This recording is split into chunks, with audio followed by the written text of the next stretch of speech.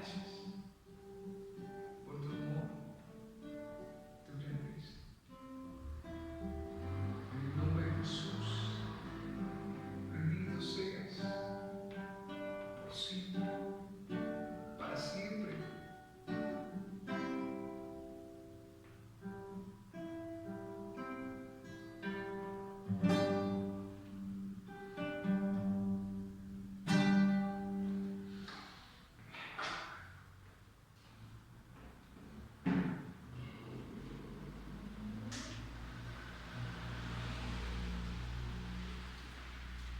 Bueno, vamos a comenzar el Salmo número 3. Salmo número 3. Vamos a continuar con nuestro estudio de los salmos. Y hablaremos algo de este salmo que la Escritura nos da a conocer. Una vez más, recordemos que como palabra de Dios, el Señor nos instruye a través de estas benditas palabras. Así que podemos leer algo general del Salmo 3, rodeado de problemas y clamando al Señor en medio de la angustia. El salmista expresa una confianza profunda en Dios. El Salmo fue originalmente escrito cuando David huía de Absalón y luchaba contra la revuelta. La terminología militar a través del Salmo podría indicar que se siguió usando en la guerra después de la época del rey David. Entonces, claramente vamos a observar que en estas palabras del Salmo 3 fue en un momento cuando Absalón quiso ir en contra de su padre David, quiso quitarlo del trono y David decidió huir en vez de enfrentarlo y así evitar unos asesinatos, una masacre de personas inocentes. David va a expresar su confianza en el Señor al tener presente y enseñarle a los demás que el Señor es el que pelea por nosotros, el Señor es el que nos sostiene y también Él no va a aferrarnos a las cosas materiales. En este caso David no se aferró a su trono, sino Él decidió huir y confiar en que el Señor le iba a sostener, que el Señor le iba a proteger, a dirigir. Entonces vemos claramente en este salmo cómo en cierta manera David confía en Dios a pesar de la adversidad, incluso de la familia. En el versículo 1 al 3 vamos a ver un aspecto general. Vemos en contexto, el Salmo 3 es una oración de David, el rey David, cuando su hijo Absalón quiso quitarle el trono. Hubo un tiempo en el cual Absalón, que dice la Biblia que era un hombre hermoso, o sea, divino, o sea, por favor, o sea, muy parecido a ayer, caballero. Y él quiso derrocar a su padre. Absalón quiso quitarle el trono a David, pero David decidió no pelear. O sea, David, el padre, dijo: no quiero que se derrame sangre inocente de niños, de mujeres, más bien prefiero coger mis esposas, coger mis hijos, mis siervos, y se fue. Y David huyó, o sea, dejó que entrara Absalón con su ejército y tomara posesión del trono sin ninguna resistencia. Pero esto nos va enseñando que a pesar de lo que se nos levante en la vida, no debemos aferrarnos a cosas materiales o a cualquier tipo de situación, sino debemos confiar en Dios. Y debemos siempre tomar la decisión, digamos, más asertiva que beneficie a la mayoría. Vamos a empezar con el verso 1. Dice: Salmo de David, cuando huía de su hijo Absalón. Oh Señor, cómo se han multiplicado mis adversarios, muchos se levantan contra mí. Y aquí, una vez más, veamos que hay un signo de exclamación en el cual David prácticamente está gritando y está diciendo, ¡oh Señor! O sea, debemos ver cómo la palabra de Dios nos muestra incluso la angustia que sentía David, ¿sí? Yo tengo 3 hijas y no me imagino que una se rebele contra mí. O sea, ¿te imaginas que una se rebele y con sus amigos trate de sacarme de la casa y vaya y duerma bajo un puente? O sea, debe ser doloroso. Entonces David en este momento estaba tan angustiado que exclamó al Señor, tal vez en grito, tal vez llorando, decir, ¡oh Señor! ¿Cuántos se han multiplicado mis adversarios? Muchos se levantan contra mí. Y es una realidad no solo de David, es una realidad nuestra. ¿Cuántos adversarios no se nos levantan en nosotros sin ni siquiera buscarlos? Se levantan en la familia, en el trabajo, en cualquier lugar. Hay adversarios. Siempre van a haber personas que se van a oponer a nosotros. Porque ríes, porque incluso tienes una chaqueta bonita, porque te echas un perfume, por cualquier cosa las personas se levantan contra nosotros y nosotros, pero venga, ¿qué le dicen? Y Jesús nos enseña que no solamente vamos a tener adversarios, sino que van a ser los de nuestra propia casa. Eso es lo que más duele, que nuestra propia familia y los más cercanos nos ataquen, ¿listo? Pero el principal ataque que las personas hacen hacia nosotros es por ser creyentes. Usted puede ser de todo, pero dígale a su familia, soy cristiano, y siempre van a haber como ciertas molestias, ¿no? O sea, digamos que si tus papás son creyentes, pues no, pero los demás, tíos, abuelos, siempre van. Y yo digo, ¿qué hay de malo en ser cristiano? O sea, ¿qué hay de malo en amar al prójimo? ¿Qué hay de malo en orar por el enemigo? ¿Qué hay de malo en ser honesto? ¿Qué hay de malo en hacer las cosas para la gloria de Dios? Nada. Pero mucha gente lo ve como lo peor, lo más vil, ¿sí? O sea, uy. Entonces vemos que aquí en un caso en el cual nos pueda suceder a nosotros, lo que debemos hacer es clamar al Señor con todo nuestro corazón. Verso 2 dice David, muchos dicen de mí, para él no hay salvación en Dios. Y más adelantico hay una palabra, no sé si les aparece ahí, que dice Selah, ¿sí? Eso quiere decir, piensen en esto. En otras palabras, aquí las personas, David dice, muchos dicen de mí que no hay salvación de parte de Dios para mí. Entonces aquí es algo bien interesante, porque hay muchos, incluso Jesús fue muy claro. Jesús dijo, muchos os matarán, le dijo a los apóstoles, pensando que le están sirviendo a Dios. ¿Sí? O sea, los van a matar pensando que sirven a Dios.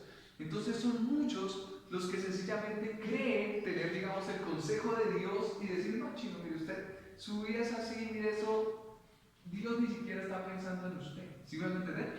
Es triste a veces ver cómo muchos cristianos pasamos por dificultades, por sufrimientos, y ahí están los demás, ¿no? Mire, si usted ama tanto a Dios, ¿por qué está así de arrastrado? ¿Sí? ¿Por qué vive su vida tan miserable, enfermo, perseguido? Mire cómo le va mal de todo, y usted cristiano cree en Dios y le ora a Dios, y mire cómo lo tiene su Dios. Yo creo que mismo Dios ni siquiera es serio. No hay salvación de Dios por usted. ¿Sí me van a entender? O sea, la gente puede incluso decirnos que nuestro Dios, nuestro Padre, al que amamos con todas nuestras fuerzas, no nos ama. Pero no debemos hacer caso a esas palabras. Como vamos a seguir estudiando el Génesis, vamos a ver que el pecado entró en Adán y Eva por el oído. Más que muchos dicen, no, es que es por los ojos. No, primero, por el oído. Si Adán y Eva no hubieran escuchado a la serpiente, no hubiera pasado nada. Entonces vemos claramente que muchos son los que van a hablar contra nosotros, incluso Dios no está a su favor. Si Dios está con usted, ¿por qué le pasa eso? Si Dios está con usted, ¿por qué su familia está contra usted? Si eso le pasa a usted, ¿por qué hay tanta enfermedad en su hogar? ¿No le salió esto? ¿No? ¿Sí me van a entender? Esas son las personas que se van a levantar y van a ser muchos. Pero nosotros, ¿qué debemos hacer? No escuchar esas palabras, ¿sí? Es como si llegara un desconocido, Daniela, y te dijera, no, es que Daniel no te ama. Tú como que te da risa, ¿no? Como que, ¿qué pasa? Yo conozco a mi nombre, ¿sí o no?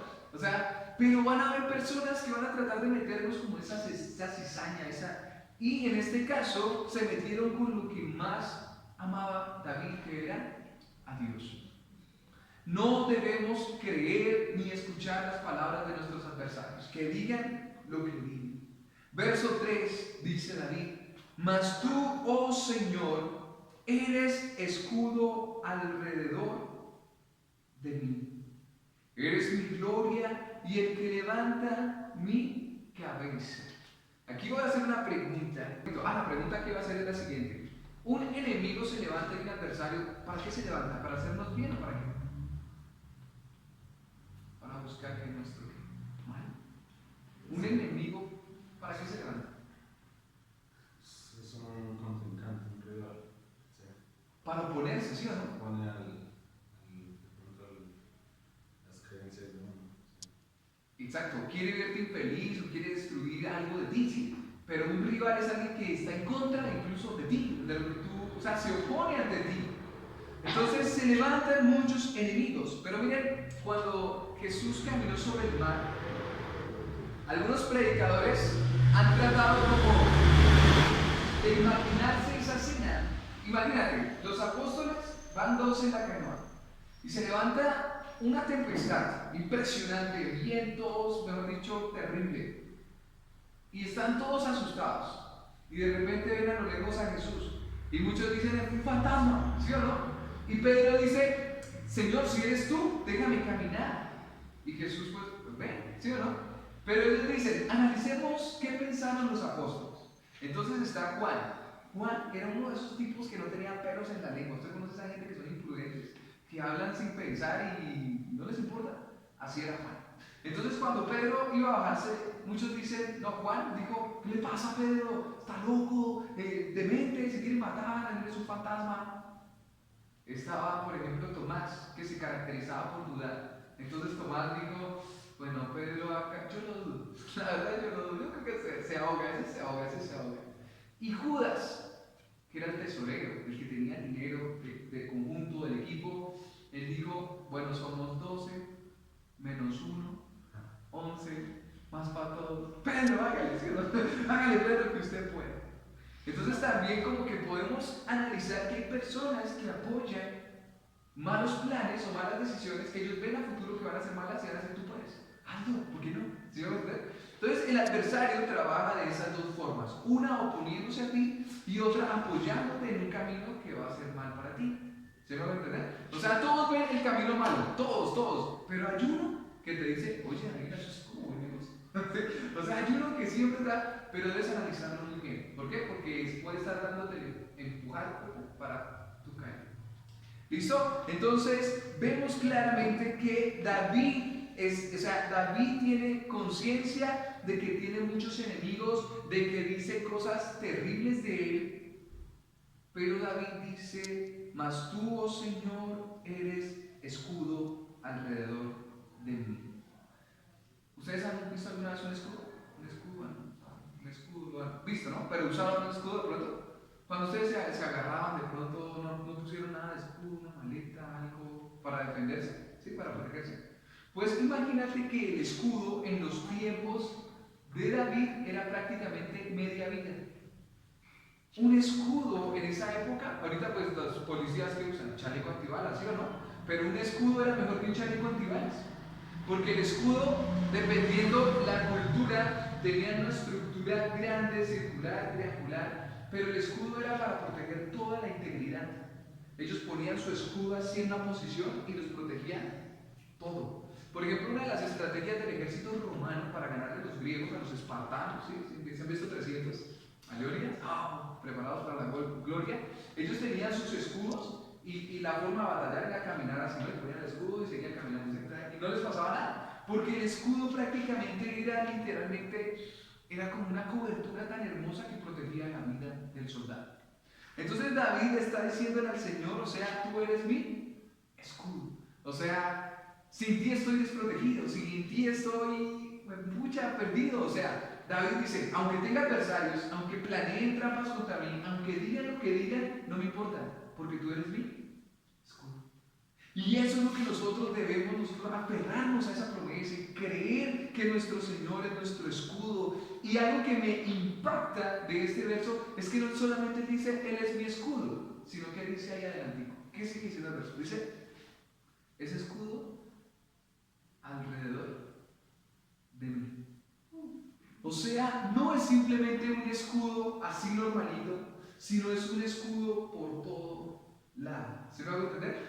Es como una burbuja, es como una tapa, un domo, ¿sí? Es que el Señor no solamente nos protege en una dirección y tú dices, sí, es mi escudo por detrás, sino el Señor es un escudo, es una protección, es como si nos pusieran una burbuja, es como se podría decir, es como un búnker, ¿sí? Estamos dentro del búnker, o sea, Dios nos protege por todos lados, o sea, no hay posibilidad de que nos ataquen porque Dios nos protege por todos lados, ¿sí me van a entender? Es como la mamá con su bebé canguro, ¿se han visto el bebecito que lo mete en una canción, ¿no?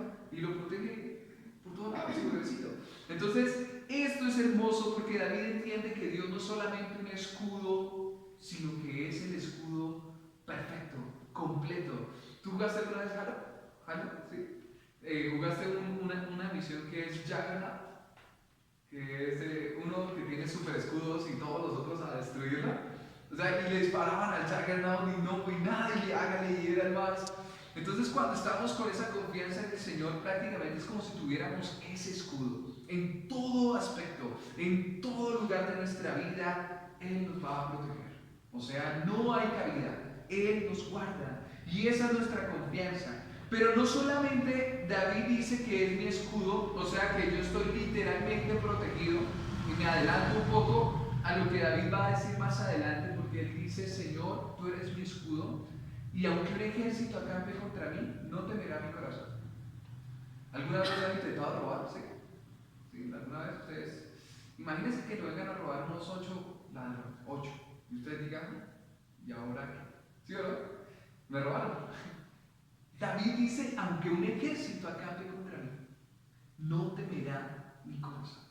O sea, ¿te imaginas esa fe tan grande de David? Y no es solamente decirlo, sino que David estaba huyendo cuando escribió ese salmo del rey Saúl.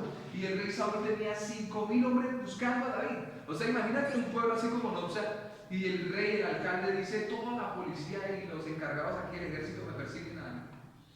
¿Y tú qué haces? Corra por su vida por entre las montañas. Así le pasó a David. Y David por entre la oscuridad, allá entre las montañas, escondido de todas esas personas que querían matarlo. O sea, David tiene mucho sentido en decir lo que dice. ¿Sí me van a entender? O sea, que no importa si se nos levanta, mejor dicho, la ciudad entera. El Señor es nuestro escudo. Pero David no solamente dice, el Señor es mi escudo, sino que él dice que es mi gloria. Y cuando tú dices gloria, ¿te refieres a qué? Cuando tú levantas tus manos y dices gloria, ¿a qué te refieres? Victoria. A una victoria. O sea, David no solamente decía, estoy en un momento perseguido, mis enemigos se multiplicaron. Él ya estaba mirando al futuro y diciendo, voy a salir vencido. O sea, no solamente el Señor es mi protector, sino es el que me saca en victoria. Y no solamente te va a sacar en victoria, sino mira lo que sigue diciendo. Y el que levanta mi cabeza. Mira que cuando a veces nosotros somos perseguidos o humillados por la gente, nosotros ¿qué hacemos por lo general? Agachar la cabeza, o sea, chantados, como, todos contra mí. Sí, o sea, como la autoestima, como que, qué marrana, qué falla. Pero entonces cuando tú levantas tu cabeza es cuando tú dices, ven, estoy orgulloso, o sea, sí, o sea, como quien dice, el que nada debe, nada teme, ¿sí o no? O sea, yo no hice nada, yo hago que me esculquen. Pero entonces David, en otras palabras, decía, Dios es mi escudo, va a ser el que me va a dar la victoria y además el que levanta mi cabeza. O sea, yo por qué voy a estar en la inmunda, achicopanado, escuchando Panda o bueno, una música depresiva. Yo tengo que estar, o sea, bien, o sea, yo estoy, o sea, estoy firme, vamos para adelante, no debo temer. Entonces David, en otras palabras, confiaba plenamente en el Señor. Me gustaría darles a conocer una acotación de cuando se dice la Biblia que muchos enemigos se levantaron a David. Dice, el número y la naturaleza de los adversarios revelan el origen real del salmo. Los adversarios de la nación son también los adversarios del rey. Entonces, aquí lo que pasa es que, mira, nosotros tenemos también enemigos tras bambalinas. Hay personas que trabajan detrás de hilos, como el titiritero. O sea, hay personas que son ese titiritero y mueven sus hilos, mueven a personas para hacernos daño. ¿Sí? Entonces las personas que nos hacen daño son trabajadores del que verdaderamente quiere hacernos daño y no sabemos quién es. Por ejemplo, Juego de Tronos, es decir, conspiraciones, mentiras, trampas y uno de la persona que menos espera, esa es. Entonces aquí vemos claramente que aunque existan todo ese tipo de enemigos, nosotros debemos confiar en el Señor, porque no solamente Él es nuestro escudo, Él es el que nos dará la victoria y Él es el que nos dará como ese valor para estar firmes, sin temor, por qué temer, por qué agachar la cabeza. Verso 4.